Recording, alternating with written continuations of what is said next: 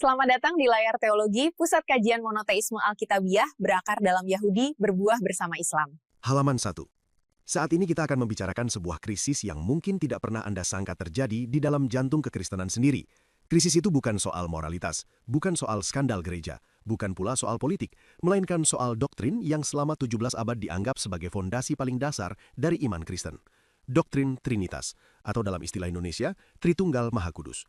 Kita berbicara tentang keyakinan bahwa Allah yang satu itu ada secara kekal dalam 3 pribadi, Bapa, Anak, dan Roh Kudus, yang sehakikat, sederajat, dan sekekal. Itulah rumusan yang ditetapkan dalam Kredo Nisea tahun 325 Masehi dan diperkuat di Konstantinopel tahun 381 Masehi, yang hingga hari ini diucapkan oleh lebih dari 2 miliar orang Kristen di seluruh dunia dalam liturgi mereka. Namun, bagaimana jika data menunjukkan bahwa mayoritas orang yang menyebut diri mereka Kristen ternyata tidak benar-benar memegang keyakinan ini? Bagaimana jika angka-angka survei menunjukkan bahwa doktrin yang paling inti ini ternyata sedang mengalami erosi, bukan dari luar, bukan dari serangan ateis atau agama lain, melainkan dari dalam, dari umat gereja itu sendiri? Itulah yang akan kita bedah hari ini. Sebuah analisis terhadap data empiris terbaru tentang kepercayaan Trinitarian, kritik terhadap metodologi yang menghasilkan data tersebut, dan, yang paling menarik, penjelasan sosiologis tentang mengapa fenomena ini terjadi. Tapi sebelum kita masuk ke angka-angka, saya ingin menekankan satu hal yang sangat penting. Podcast ini bukan podcast teologi. Kita tidak akan bertanya, apakah Trinitas benar? Itu pertanyaan teologis yang sah, yang telah diperdebatkan sejak Athanasius melawan Arius di Alexandria pada awal abad keempat, dan yang terus diperdebatkan hingga hari ini oleh para teolog dari berbagai tradisi. Pertanyaan kita hari ini berbeda. Pertanyaan kita adalah pertanyaan sosiologis. Mengapa begitu banyak orang Kristen menerima, menolak, atau mengabaikan Trinitas? Apa kondisi sosial yang membuat sebuah doktrin bisa bertahan atau tergerus? Perbedaan ini bukan sekedar formalitas akademik. Ini adalah perbedaan epistemologis yang mendasar, sebuah perbedaan dalam cara kita mengetahui dan memverifikasi klaim. Teologi bekerja dengan teks, Alkitab, kredo, tradisi, dan logika internal dogma. Sosiologi agama bekerja dengan aktor sosial, individu, komunitas, institusi, dan dinamika pasar keagamaan. Teologi bertanya tentang kebenaran proposisi. Sosiologi bertanya tentang kondisi sosial yang membuat proposisi itu dipercaya atau tidak. Keduanya sah, tetapi tidak boleh dicampur adukan. Dengan distingsi itu sebagai kompas, mari kita mulai dari datanya. Pada Maret 2025, Cultural Research Center, disingkat CRC di Arizona Christian University, Amerika Serikat, merilis laporan ketiga dari seri survei tahunan mereka yang disebut American Worldview Inventory atau AWVI. AWVI adalah survei nasional yang mengukur apa yang disebut worldview, pandangan dunia orang dewasa Amerika, khususnya terkait keyakinan tentang Tuhan, kebenaran, dosa, keselamatan, dan tujuan hidup. Survei ini telah berjalan sejak 2020 sebagai tracking study, artinya studi pelacakan yang mengulang pertanyaan-pertanyaan yang sama setiap tahun untuk melihat tren dari waktu ke waktu. Laporan ketiga tahun 2025 ini berjudul provokatif, Most Americans, including Christian Churchgoers, Reject the Trinity. Banyak orang Amerika, termasuk mereka yang hadir ke gereja, menolak Trinitas. Sebuah judul yang langsung menarik perhatian media, dan memang dirancang untuk itu. Sekarang sebelum kita melihat angkanya, mari kita pahami dulu siapa yang melakukan survei ini. CRC dipimpin oleh Dr. George Barna, seorang veteran riset opini publik selama lebih dari 40 tahun. Barna adalah nama besar dalam dunia riset keagamaan Amerika. Ia mendirikan Barna Group, sebuah lembaga riset yang selama bertahun-tahun menjadi rujukan utama bagi gereja-gereja evangelikal tentang tren spiritual di Amerika. Setelah menjual Barna Group pada 2009, ia bergabung dengan Arizona Christian University dan mendirikan CRC. Dan disinilah kita perlu jujur tentang posisi lembaga ini. CRC secara eksplisit menyatakan bahwa misi mereka adalah membangun biblical worldview, pandangan dunia yang alkitabiah. Mereka bekerja sama dengan pelayanan Kristen yang bersifat, dalam bahasa mereka sendiri, Bible-centric dan theologically conservative. Mereka mengklaim bersifat non-partisan secara politik, dan itu mungkin benar. Tetapi secara teologis, CRC bukan lembaga netral. Mereka memiliki agenda, menunjukkan bahwa pandangan dunia alkitabiah sedang tergerus, dan bahwa gereja perlu merespons. Apakah itu berarti data mereka tidak bisa dipercaya? Tidak. Data tetap data. Angka-angka dalam tabel mereka bisa dianalisis secara independen. Tapi ini berarti kita harus sangat hati-hati membedakan antara data mentah, angka presentase yang ada di tabel, dengan interpretasi naratif Barna yang menyertai data tersebut. Interpretasi Barna seringkali bersifat normatif, bahkan pastoral. Ia bukan sekedar mendeskripsikan apa yang terjadi, melainkan juga menilai bahwa apa yang terjadi itu buruk dan perlu diperbaiki. Itu sah sebagai posisi teologis, tetapi bukan bagian dari analisis sosiologis. Sekarang metodologinya. AWVI 2025 mengumpulkan data dari 2.100 orang dewasa Amerika pada Januari 2025. Sampel diambil dari panel online panel, yang dikelola oleh perusahaan riset bernama Brown Research dan Fulcrum, yang merupakan bagian dari jaringan Lucid. Artinya, responden bukan dipilih secara acak melalui telepon atau kunjungan rumah, melainkan merupakan anggota panel yang sudah terdaftar di platform survei online. Mereka kemudian dipilih agar representatif secara demografis terhadap populasi dewasa Amerika. Ada 82 pertanyaan dalam survei ini, dan rata-rata responden membutuhkan 18 menit untuk menyelesaikannya. CRC melaporkan margin of error plus minus 2% pada tingkat kepercayaan 95%. Tapi dengan catatan penting, pernyataan mereka berbunyi, a probability sample of this size would have. Perhatikan kata would di situ. Itu kata kerja kondisional. CRC sendiri secara implisit mengakui bahwa sampel mereka bukan probability sample murni atau sampel probabilitas murni, karena panel online memiliki kerentanan tersendiri. Apa kerentanan panel online? Pertama, self-selection bias. Hanya orang-orang tertentu yang mendaftar di panel survei online. Biasanya mereka yang lebih terbiasa dengan teknologi dan memiliki waktu luang. Kedua, professional respondent effect. Ada orang-orang yang terlalu sering mengisi survei sehingga jawaban mereka mungkin tidak lagi mewakili populasi umum. Ketiga, digital divide. Populasi yang tidak melek internet, terutama kalangan lansia atau masyarakat pedesaan, cenderung kurang terwakili. Sekarang, mari kita masuk ke jantung persoalan. Bagaimana CRC mendefinisikan percaya Trinitas? Dan siapa yang mereka ukur? CRC tidak mengajukan satu pertanyaan tunggal. Apakah Anda percaya pada Trinitas? Sebaliknya, mereka mengukur kepercayaan terhadap masing-masing pribadi Trinitas secara terpisah, lalu menggabungkannya. Untuk setiap pribadi, responden ditanya, apakah mereka percaya pada eksistensi dan pengaruh, existence and influence, pribadi tersebut. Item pertama, apakah Anda percaya bahwa Allah atau Yahweh yang digambarkan dalam Alkitab itu ada dan memengaruhi kehidupan manusia? Item kedua, apakah Anda percaya pada eksistensi dan pengaruh Yesus Kristus? Item ketiga, apakah Anda percaya pada kehadiran hidup dan kuasa Roh Kudus, the living presence and power of the Holy Spirit? Seseorang dihitung sebagai percaya Trinitas hanya jika ia mengafirmasi ketiga item secara simultan. CRC menyebutnya skor all three. Ini adalah variabel komposit yang bersifat konjungtif, artinya Anda harus mengatakan ya untuk ketiga-tiganya. Jika Anda mengatakan ya untuk Allah dan Yesus, tapi tidak untuk Roh Kudus, Anda dihitung tidak percaya Trinitas. Lalu siapa yang diukur? Disinilah kita perlu memahami apa yang CRC sebut faith segments, segmen-segmen iman. CRC membagi populasi ke dalam beberapa kategori yang bertingkat, seperti lingkaran-lingkaran konsentris yang semakin mengecil. Level pertama adalah self-identified Christians, Kristen identifikasi diri. Ini adalah semua orang yang menyatakan diri sebagai Kristen ketika ditanya tentang afiliasi keagamaan mereka. Tidak ada tes doktrinal, tidak ada verifikasi keanggotaan gereja. Anda cukup berkata, saya Kristen. Sekitar 68% orang dewasa Amerika masuk kategori ini. Angka itu mencakup spektrum yang sangat luas, dari orang yang berdoa setiap hari dan hadir ke gereja setiap minggu, hingga orang yang tidak pernah membuka Alkitab, tetapi merasa Kristen karena dibesarkan di keluarga Kristen. Dalam bahasa sosiologi Grace Davy, banyak dari mereka mungkin adalah believers without belonging, orang-orang yang percaya secara umum tanpa memiliki keterlibatan institusional yang aktif. Level kedua, self-identified born again, lahir baru identifikasi diri. Ini adalah orang-orang yang secara mandiri mengklaim label born again atau lahir baru. Sekitar 35% orang dewasa Amerika masuk kategori ini, atau kira-kira separuh dari mereka yang menyebut diri Kristen. Sekali lagi, ini murni self-report, laporan diri sendiri, tanpa verifikasi apapun. Level ketiga lebih ketat, theologically identified born again, lahir baru identifikasi teologis. Berbeda dari level sebelumnya, di sini CRC tidak bertanya apakah Anda born again, melainkan mengajukan dua pertanyaan teologis. Pertama, apakah Anda yakin akan masuk surga setelah meninggal? Kedua, mengapa Anda yakin? Jika dan hanya jika responden menjawab, ya, saya yakin masuk surga dan alasannya adalah karena saya telah mengakui dosa saya dan menerima Yesus Kristus sebagai juru selamat saya, barulah ia diklasifikasikan sebagai theologically born again. Ini bukan label yang dipilih responden, melainkan klasifikasi algoritmis, artinya peneliti yang menentukan berdasarkan pola jawaban. Mengapa pembedaan ini penting? Karena banyak orang yang mengklaim diri born again, tetapi ketika ditanya alasan keyakinan keselamatannya menjawab, karena saya orang baik, atau karena semua orang akhirnya masuk surga.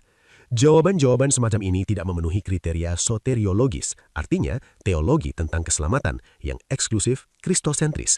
Level ketiga menyaring mereka keluar. Dan akhirnya, level keempat yang paling ketat, integrated disciples, murid terintegrasi. Ini adalah orang-orang yang tidak hanya mengklaim iman, tidak hanya memegang 1-2 keyakinan Kristiani, melainkan menunjukkan konsistensi di seluruh apa yang Barna sebut 7 cornerstones, 7 batu penjuru pandangan dunia Alkitabiah. 7 batu penjuru ini mencakup pemahaman ortodoks tentang Allah, pengakuan bahwa semua manusia berdosa, keyakinan bahwa keselamatan hanya melalui Yesus, kepercayaan bahwa seluruh Alkitab benar dan relevan, penerimaan terhadap kebenaran moral absolut yang didefinisikan Allah, komitmen bahwa tujuan hidup adalah mengenal dan melayani Allah, dan pemahaman bahwa keberhasilan berarti ketaatan konsisten kepada Allah. Hanya sekitar 6% dari orang yang mengaku Kristen yang memenuhi semua 7 kriteria ini secara konsisten, baik dalam keyakinan maupun perilaku. 6%. Itu berarti dari 100 orang yang mengaku Kristen di Amerika, hanya 6 yang menurut definisi Barna benar-benar hidup sebagai murid yang terintegrasi. Sekarang dengan peta segmentasi ini, mari kita lihat angka-angka tentang Trinitas. Dari seluruh orang dewasa Amerika, hanya 40% yang percaya bahwa Allah Alkitab itu ada dan memengaruhi kehidupan manusia. Angka ini sudah mengejutkan, artinya 6 dari 10 orang dewasa Amerika tidak mengafirmasi eksistensi dan pengaruh Allah sebagaimana digambarkan Alkitab. Untuk Yesus Kristus, angkanya lebih tinggi, 59%. Dan untuk Roh Kudus, disinilah angka jatuh paling dramatis, hanya 29%. Karena skor Trinitas menuntut afirmasi terhadap ketiganya secara simultan, maka angka all three untuk seluruh orang dewasa Amerika hanya 11%. 11%. Bayangkan, sebuah ruangan berisi 100 orang dewasa Amerika yang dipilih secara acak, hanya 11 yang menurut instrumen CRC percaya Trinitas. Jika kita naik ke level self-identified Christians, angkanya meningkat menjadi 16%. Untuk theologically born again, 24%. Dan untuk integrated disciples, segmen paling ketat, 62%. Bahkan di segmen yang paling berkomitmen ini pun, 38% gagal mengafirmasi definisi Trinitas versi CRC. Yang tidak kalah menarik adalah data denominasional.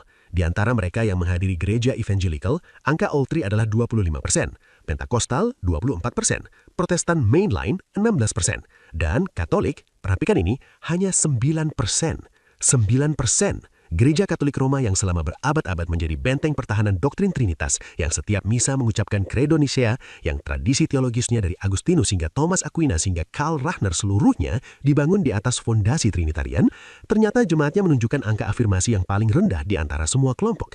Bagaimana mungkin? Apakah umat Katolik memang lebih anti-Trinitas daripada umat evangelical? Halaman 7. Mari kita bicarakan fenomena yang dokumen sumber kita sebut The Great Bottleneck, kemacetan besar. Bottleneck itu adalah variabel Roh Kudus. Di semua segmen, tanpa kecuali, afirmasi terhadap Roh Kudus jauh lebih rendah daripada afirmasi terhadap Allah dan Yesus. Bahkan di kalangan integrated disciples, 100% mengafirmasi Allah Alkitab, 89% mengafirmasi Yesus Kristus, tetapi hanya 69% yang mengafirmasi Roh Kudus. Mengapa? Jawabannya terletak pada formulasi pertanyaan. Item tentang Roh Kudus tidak sekedar bertanya apakah Roh Kudus ada, melainkan bertanya tentang kehadiran hidup dan kuasa Roh Kudus. The living presence and power of the Holy Spirit. Ini adalah bahasa yang sangat spesifik, bahasa yang akrab di telinga umat Pentakostal dan karismatik, yang terbiasa berbicara tentang kuasa roh, baptisan roh, dan karunia roh. Tapi bahasa ini terdengar asing atau setidaknya tidak natural bagi seorang Katolik yang sangat ortodoks, yang setiap minggu mengucapkan "Aku percaya akan Roh Kudus, Tuhan yang menghidupkan" dalam Credo Nicea. Mungkin menjawab tidak terhadap pertanyaan tentang kuasa roh bukan karena ia menolak Roh Kudus sebagai pribadi ketiga Trinitas, melainkan karena ia tidak mengenali bahasa kuasa itu sebagai bahasa imannya. Atau mungkin ia sedang mengalami apa yang dalam tradisi mistik Katolik disebut malam gelap jiwa, dark night of the soul, suatu periode kekeringan spiritual di mana ia tidak merasakan kehadiran ilahi. Di survei CRC, orang ini akan dihitung sebagai menolak Trinitas. Disinilah letak kritik paling fundamental terhadap instrumen CRC.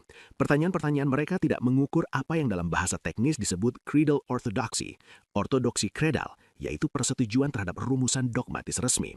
Yang mereka ukur adalah experiential Christianity, kekristenan eksperiensial, yaitu apakah seseorang merasakan kehadiran dan pengaruh aktif setiap pribadi Trinitas dalam kehidupan sehari-hari.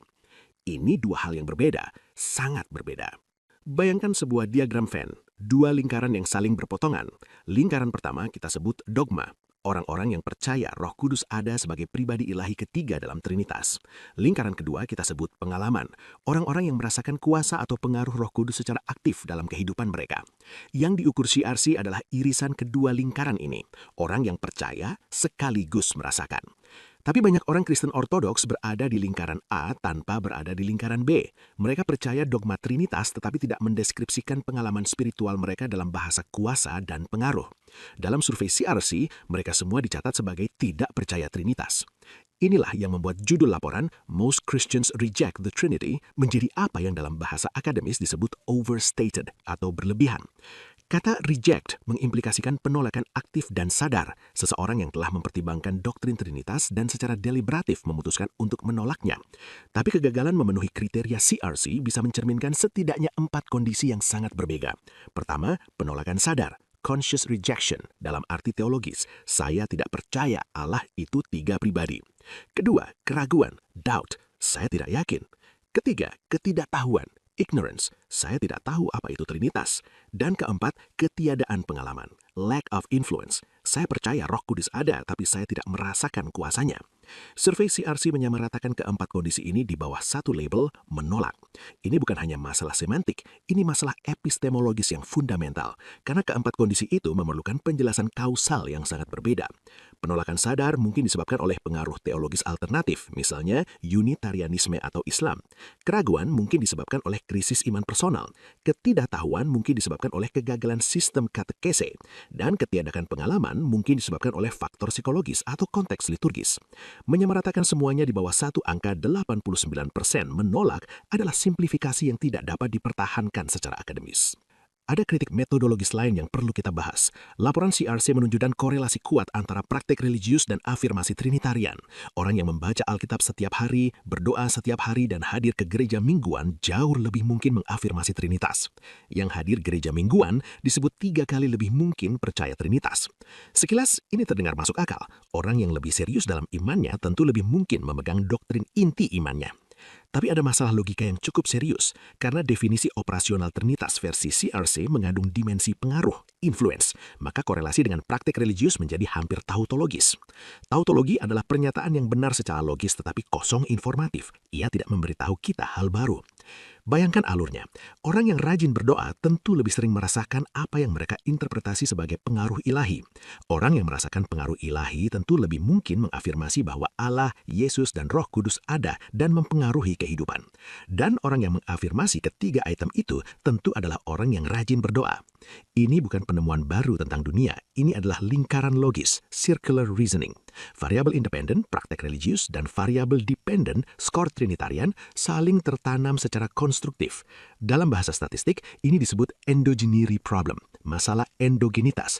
Tanpa desain eksperimental atau setidaknya model statistik yang mengontrol variabel perancu, klaim korelasional semacam ini tidak bisa diinterpretasikan sebagai hubungan kausal. Dan satu nota teknis lagi, laporan CRC tidak menyajikan uji signifikansi statistik, tidak ada chi-square test, tidak ada regresi logistik, tidak ada odds ratio, tidak ada confidence interval per subgroup. Semua angka yang disajikan adalah presentase deskriptif. Ini berarti semua klaim komparatif, misalnya evangelical lebih trinitarian daripada katolik, berstatus observasi deskriptif, bukan temuan yang teruji secara statistik. Sekarang, setelah kita membedah datanya dengan cukup kritis, mari kita beralih ke pertanyaan yang sesungguhnya paling menarik. Apakah data CRC dengan segala keterbatasannya tetap memberitahu kita sesuatu yang penting? Jawaban saya, ya, tentu. Meskipun angka 11% mungkin bukan ukuran yang tepat untuk penolakan doktrinal terhadap Trinitas, angka itu tetap menjadi sinyal bahwa ada jurang yang besar antara afiliasi denominasional yang secara resmi Trinitarian dan keyakinan aktual umat. Bahkan jika kita menyesuaikan angkanya ke atas untuk mengkompensasi bias instrumen, kemungkinan besar kita tetap berhadapan dengan fenomena yang signifikan. Banyak sekali orang Kristen yang entah karena tidak tahu, tidak peduli, atau tidak merasakan, tidak memegang doktrin yang paling inti dari iman mereka sendiri. Dan disinilah sosiologi agama masuk lagi.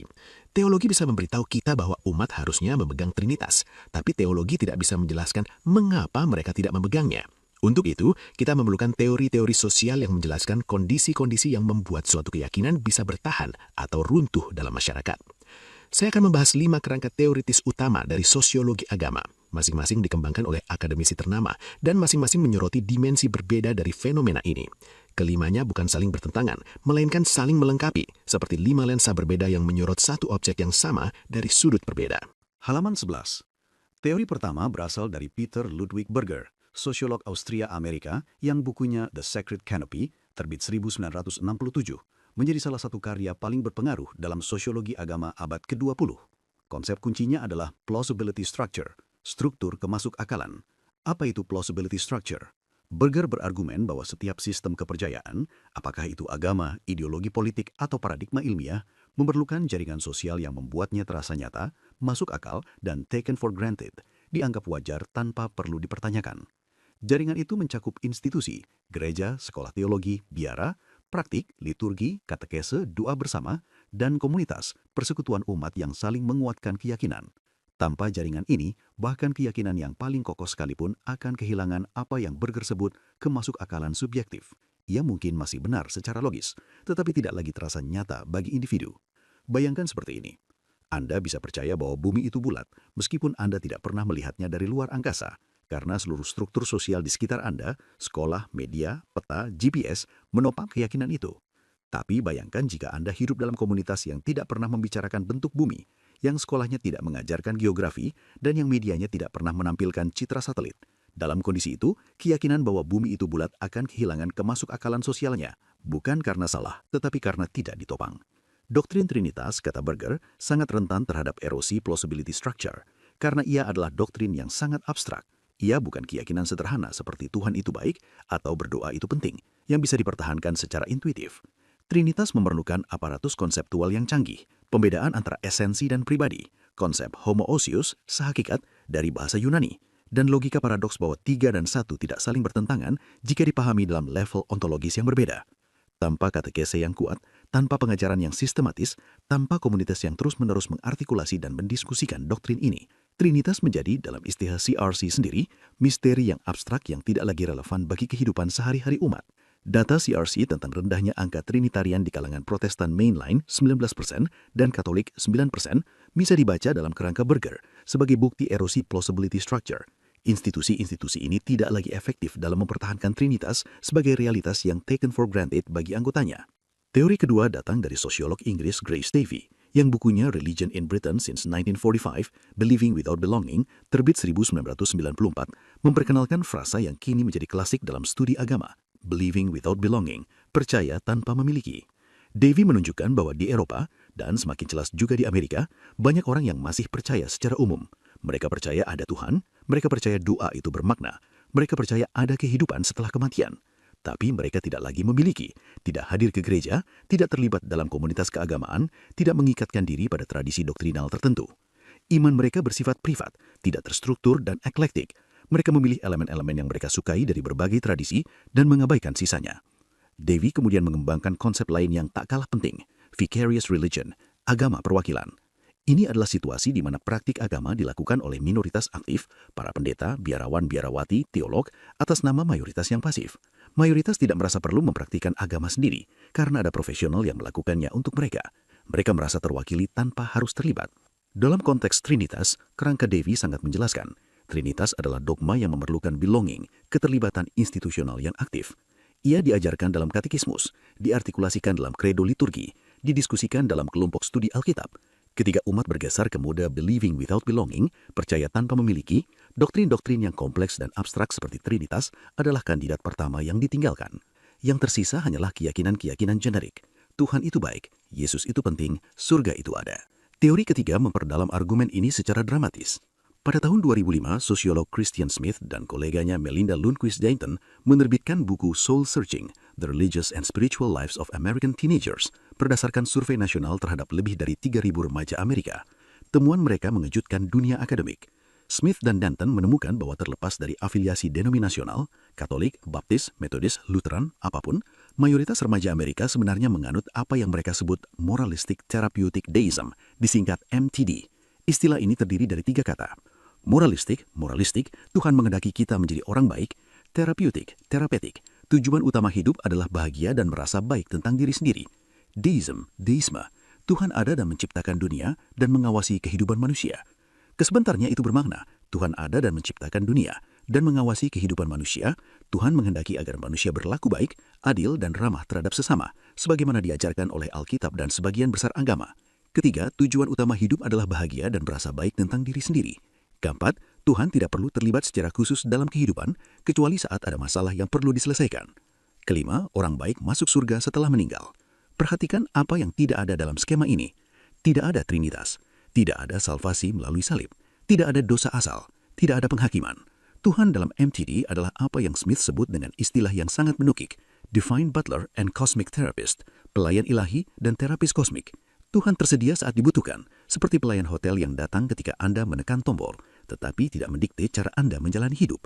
Trinitas yang mengandung tuntutan kepatuhan, penyembahan, dan relasi mendalam dengan Allah yang aktif dan menuntut sama sekali tidak cocok dalam skema ini. Data CRC tentang rendahnya angka Trinitarian di kalangan Protestan mainline 19% dan Katolik 9% bisa dibaca dalam kerangka Berger sebagai bukti erosi plausibility structure. Institusi-institusi ini tidak lagi efektif dalam mempertahankan Trinitas sebagai realitas yang taken for granted bagi anggotanya. Teori keempat menyentuh dimensi yang sering diabaikan, ketidaktahuan. Stephen Prothero, profesor studi agama di Boston University, dalam bukunya Religious Literacy, What Every American Needs to Know and Doesn't, terbit 2007, mendokumentasikan apa yang ia sebut religious illiteracy, buta huruf religius yang masif di Amerika Serikat. Prothero menunjukkan bahwa mayoritas orang Amerika tidak mengetahui fakta-fakta dasar tentang agama mereka sendiri. Banyak yang tidak bisa menyebutkan 4 Injil. Banyak yang tidak tahu siapa yang menyampaikan khotbah di bukit. Banyak yang mengira Joan of Arc adalah istri Nuh. Ironi terbesarnya, kemerosotan ini bukan disebabkan oleh kaum sekuler atau ateis yang ingin menghapus agama dari ruang publik. Penyebab utamanya, kata Prothero, justru adalah kaum beragama sendiri.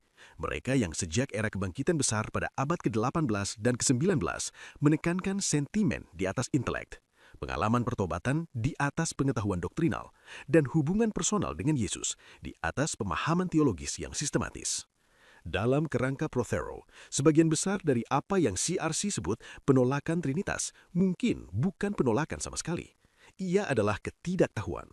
Umat sekadar tidak tahu apa itu Trinitas, tidak pernah diajarkan definisi naisya, tidak pernah diajak berpikir tentang pembedaan antara esensi dan pribadi, tentang homoousios, tentang perihoresis, saling meresapi, antara Bapa, Anak, dan Roh Kudus.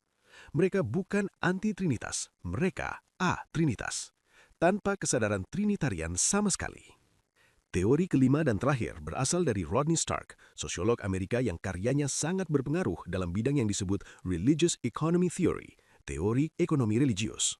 Dalam artikelnya Why Religious Movements Succeed or Fail tahun 1996 dan buku Acts of Faith bersama Roger Finke tahun 2000, Stark memperlakukan agama sebagai pasar di mana berbagai pemasok keagamaan bersaing memperebutkan konsumen. Salah satu proposisi Stark yang paling relevan bagi topik kita, gerakan keagamaan baru cenderung berhasil sejauh mereka mempertahankan medium tension, ketegangan menengah dengan lingkungan sosial di sekitarnya. Tidak terlalu longgar sehingga tidak punya identitas distintif, tidak terlalu ketat sehingga mengisolasi diri dari masyarakat. Kerangka Stark menjelaskan mengapa kelompok-kelompok non-Trinitarian, kelompok Kristen yang secara sadar menolak Trinitas, justru tumbuh dengan cepat di berbagai belahan dunia.